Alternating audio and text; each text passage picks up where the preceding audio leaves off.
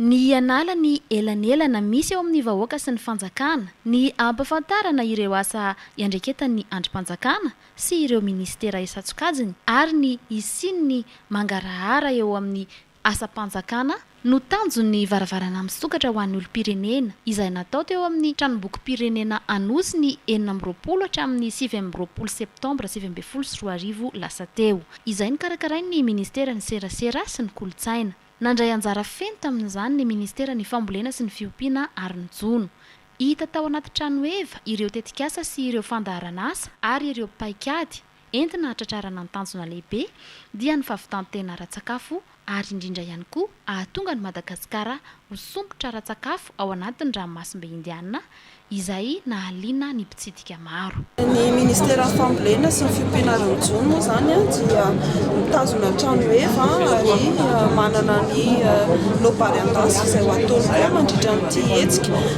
fisokafana ho an'ny olom-pirenena ity. Izany hoe misokatra tanteraka ho an'ny malagasy, miezaka manatona ny malagasy ny ministera amin'ny alàlan'ny fampahafantarana ireo asany ho ratsa mangaikana, ireo projet, programme izay miara-miasa ary mijoro eo anivon'ny ministera, mampafantatra ny asa lehibe izay tanterahana eto anivon'ny ministera ao anatin'ny fanatanterahana ny velaran'ny président république dia ny hoe fahavitantena ara-tsakafo malagasy indrindra eo amin'ny lafiny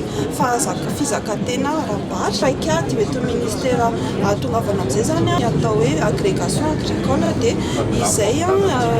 paikady izay no izanay ampahafantarana mandritra ny hetsika toy izao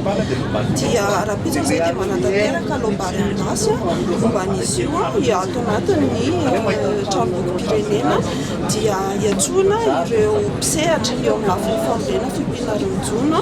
na mbola majinika na efa salasalany na ireo efa hoe atao hoe efa lehibe zany misehatra eo amin'ny fambolena fiompiana ary ny jono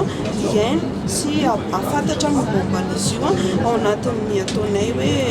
agrobusiness, promotion des investissements directs nationaux et étrangers. Fiditra ao anatin'ny andro iraisam-pirenena ho an'ny zo mahafantatra ity hetsika Varavarana misokatra ho an'ny olom-pirenena ity ary sambany ho an'ny Madagasikara no nandray anjara tamin'izany.